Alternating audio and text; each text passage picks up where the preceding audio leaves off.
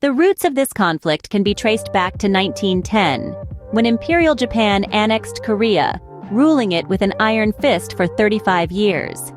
However, Japan's surrender on August 15, 1945, at the end of the Second World War, left a power vacuum in the region. The United States and the Soviet Union stepped in, dividing Korea along the 38th parallel into two occupation zones. The Soviet Union took control of the north, while the United States held sway over the south. By 1948, the Cold War tensions transformed these zones into two independent states. The north became the totalitarian communist state, the Democratic People's Republic of Korea, under Kim Il-sung. The south, under the autocratic rule of Syngman Rhee, was established as the Capitalist Republic of Korea.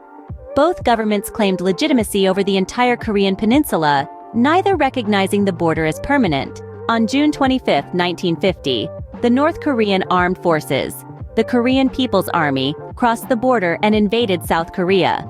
Joseph Stalin, who held the final say, had initially asked North Korea to delay the invasion several times until he and Mao Zedong gave their final approval in spring 1950.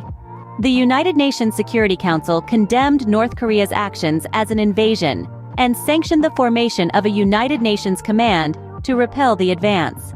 Ultimately, 21 countries contributed forces to the United Nations Command, with the United States providing about 90% of the military personnel. After the first 2 months of war, South Korean and U.S. forces, hastily dispatched to Korea, were on the brink of defeat, retreating to a small defensive line known as the Pusan Perimeter.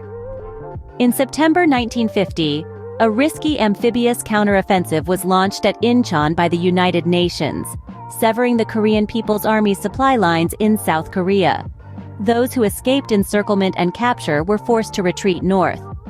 UN forces invaded North Korea in October 1950 and swiftly moved towards the Yalu River, the border with China. However, on October 19, 1950, Chinese People's Volunteer Army troops crossed the Yalu River and entered the war.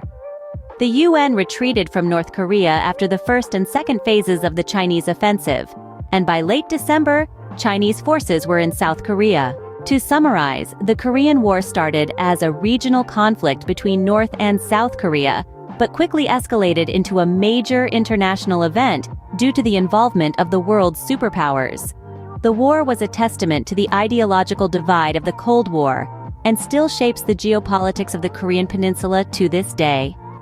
It was a war that began with a border crossing and ended in stalemate, leaving a legacy that reverberates in the world's consciousness.